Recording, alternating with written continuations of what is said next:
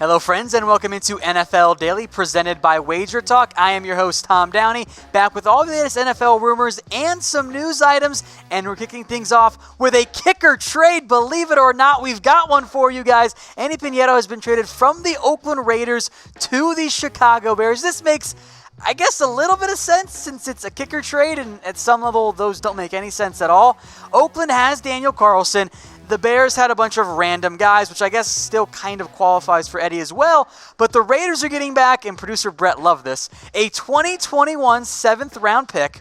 But it only goes to Oakland if Eddy's on the roster for 5 games. So we've got a conditional pick going to the Oakland Raiders in exchange for a kicker. The Bears needed help. Maybe they found their guy. If not, and they know this before the start of the regular season, they'll just cut him and move on. So that's your kicker trade update, I think, for the year, if not the decade.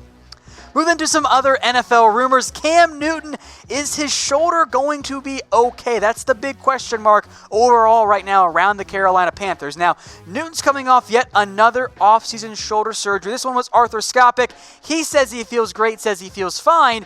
He is coming off, by the way, a very accurate year, almost 68%. But the Panthers do have at least a little bit of doubts. I think that's understandably so. Newton has taken quite a beating over the past couple years. Will Grier, they took him in round 3 to at least be the backup. They didn't spend that premium of a selection there. I like the pick there, and it gives at least the Panthers an option if for some reason Cam Newton falls into the Andrew Luck category where he's not able to go early in the season or at all. Now, he says he's feeling great and at full strength. I'm inclined to believe him, but remember, we are almost in best shape of life season. That's the best part of the NFL offseason. Every player is in the best shape of their life, even if they're 15 pounds overweight. So with Cam Newton's comments, how worried are you about his shoulder? Talking to you in particular, Panthers fans. Grade on a scale of 1 to 10 for me. Let me know in the comments section. I'll put it like at a 3 or a 4 for now. Check in with me again in a month if he hasn't started throwing. Now, today's show brought to you guys by Wager Talk. Head over to wagertalk.com/chatsports to get a free daily pick package. That's some expert picks from some of the guys over at Wager Talk. It's a great way to win some free money. You know you guys signed up already with BetDSI, so use wagertalk.com/chatsports to increase your earnings there with that free daily pick package. We'll continue now with some more quarterback talks, and apparently the Arizona Cardinals are confused if they're going to start Kyler Murray. Cliff Kingsbury says, I don't know, we'll see. GM Steve Keim says, no, he's definitely going to start. Here's the thing. If Kyler Murray does not start week 1 and he's healthy, I have no idea what Arizona's doing. They've got Brett Hundley, who's not good. I don't know what a Chad Canoff is, but he's certainly not a good NFL quarterback.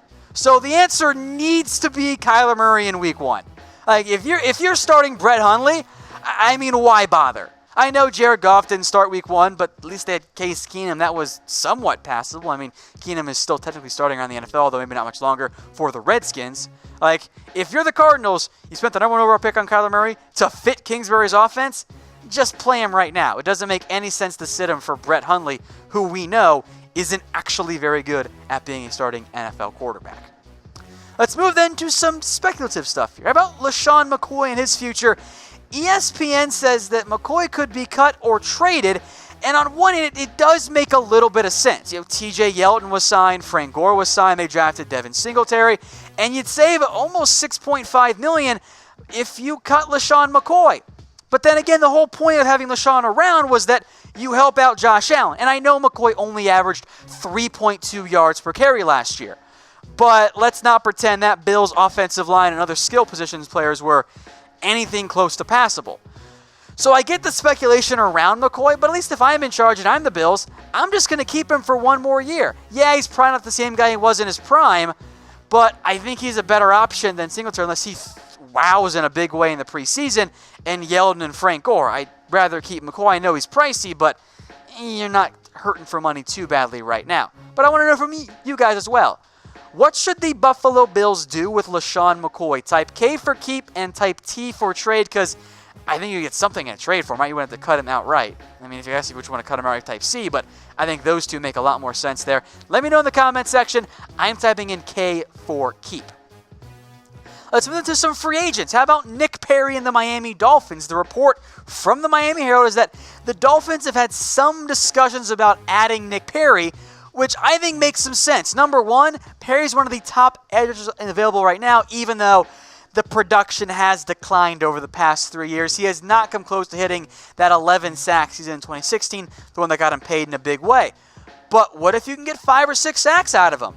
For the Dolphins, that's probably your best edge rusher, because right now, you got a bunch of guys that producer Brett has never heard of. Well, I guess maybe sort of Charles Harris, the former first-round pick out of Missouri, who's been a huge bust, and of course, first-round pick Christian Wilkins. But if you haven't followed the Dolphins, or I guess the Niners/Raiders for Tank Carradine, these guys are a bunch of nobodies. And I know Miami's rebuilding, and that's fine, I understand that, but you need some more pass rush help. If you're banking on Carradine and Elliott and Harris to be your starting edge rushers, you're going to have 13 sacks like the Raiders did last year. So if I'm the Dolphins, I'm definitely calling about Nick Perry. By the way, they don't have to wait until tomorrow, which is when the comp pick deadline ends in terms of impacting free agency signings. Nick Perry was cut by Green Bay. Therefore, it doesn't impact it at all. More trade talk. How about Darron Lee and the New York Jets? Now, the Jets tried to trade him during the NFL draft, and they didn't end up pulling it off. They did, however, draft Blake Cashman. So now they've got 3 inside linebackers with C.J. Mosley and Avery Williamson and Blake Cashman, who are all probably going to play over Darron Lee as they sit right now. The whole situation reminds me a lot of a couple of years ago. The Jets had Calvin Pryor. They tried to shop him during the NFL draft, couldn't do it. They waited until June and flipped him for, as it turns out, Demario Davis, which the Jets won that trade in a huge way. So maybe now the Jets will do something similar, and they'll keep trying to find a partner for Darron Lee, and it'll go to like June, maybe even July or the preseason, and then they'll trade him away. Now, he was definitely better last year, but it's clearly a fact the Jets do not consider him a long-term factor in that defense. So what team will trade for Darron Lee? Let me know in the comments section. The two I've seen connected the most frequently, and this is mostly speculation, the Denver Broncos, which could work, and the Cincinnati Bengals, who, to be fair, did draft Jermaine Pratt. So just keep an eye out for those two teams there, and then, there are always injuries as well. We'll stick now with our linebacker discussion and Bobby Wagner.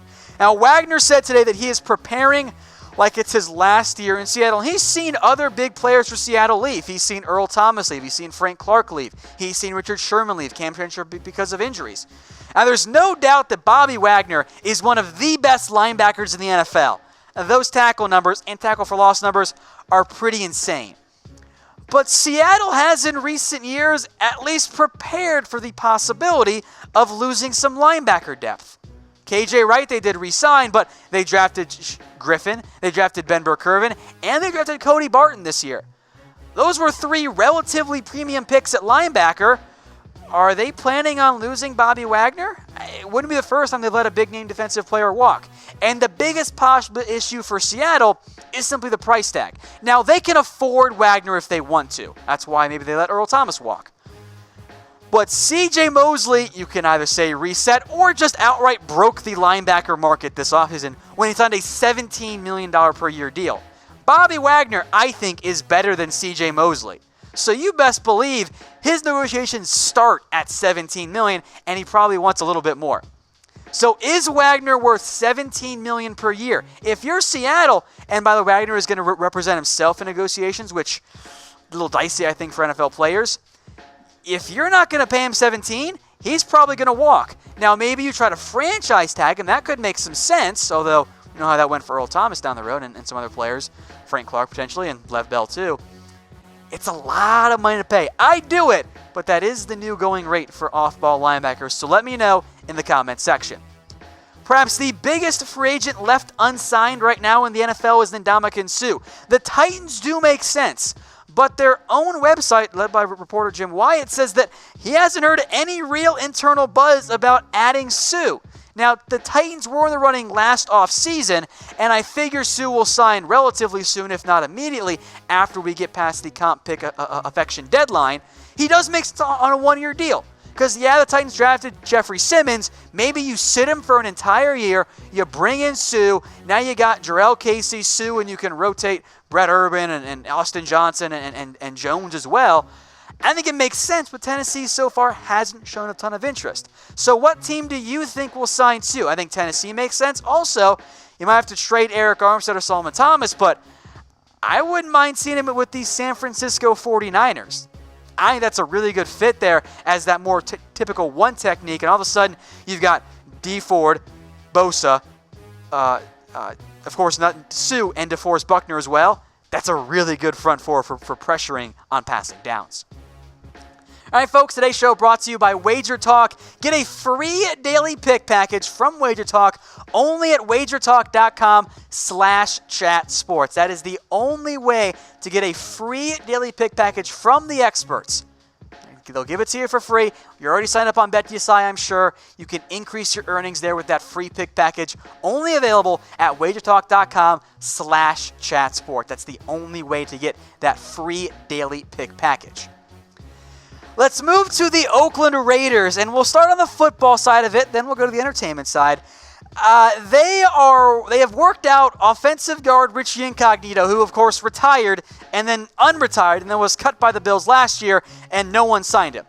Now the Raiders have a hole at offensive guard, and when he's been healthy and playing, Incognito's really good. He'd be better than Denzel Good if he's in the right space of mind, and that's the issue.